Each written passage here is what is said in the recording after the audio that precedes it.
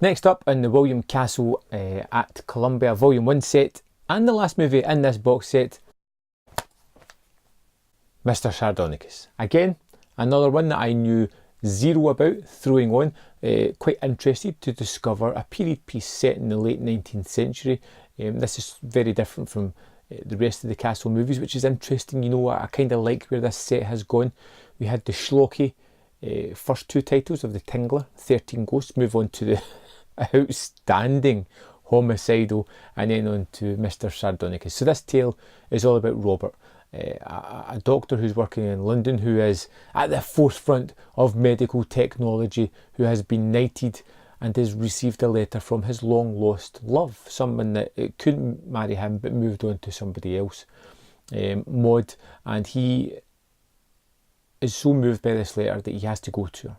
She needs him, and he travels to this strange country to meet her husband, Baron Sardonicus, this strange man who wears a mask over his face because his true image is so horrible, so disgusting. And it's basically, he is there to try and cure this man from this ailment, this strange face that he has. That's the basic premise of the story, and it never really alleviates much from that. It sticks to that kind of tale and follows it through. You know, you do get Sardonicus, who we see become more masochistic, more sadist as well throughout the movie. We see people being tortured. He has a manservant, Krull, who will literally do anything for his master. We have Maud and Robert, who still have that kind of love there, but obviously it's the time, they can't really do anything about it. And Sardonicus wants them to help fix what has happened to his face. And it doesn't shy away from showing you his face either. You get the mask over the front, which is creepy as hell, and you're wondering what's under it. And you get a full backstory as to what has happened to it. And they do talk about ghouls and the way that ghouls rob from the dead type of thing. And way back when Sardonicus was known as another name, he had an encounter with a dead body that forced his face to grimace so hard that it stayed that way. You know, all those tales of your mother telling you, if you ever keep pulling that face, it would stay that way.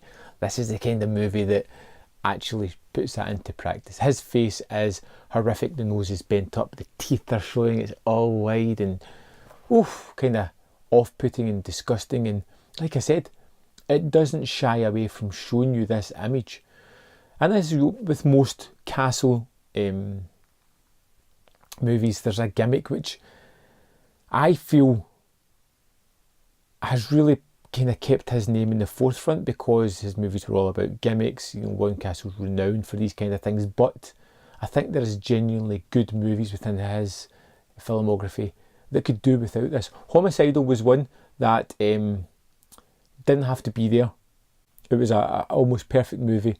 It kind of ruined a little bit by that gimmick. This one again has the moment where Castle pops up and says, should we punish this person? Should we not? Can we get a show of hands? It's kind of novel and interesting and kind of fun, but it's also breaking up the movie. It's also letting you know that you're watching a movie. You're not, it breaks your involvement with the storyline. If you have any, if you're with any of the characters, it just snaps you out of it, bringing you back into you're somebody watching the TV. And that kind of just robs the movies a little bit. I can understand it a little bit with Tingler and with 13 Ghosts. They're very gimmick heavy movies, very schlocky.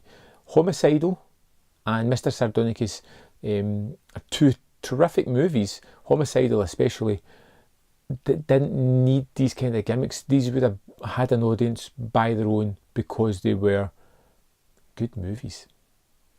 The best I can say about it. Mr. Sardonicus was another hit. I'm really surprised by this set. I was a little bit worried when I picked it up because I didn't know about Homicidal or Mr. Sardonicus, and I knew I would kind of like The Tingler, 13 Ghosts, but I didn't know if it was going to be something that I loved. This is a set without a bad movie in it for me. I love it.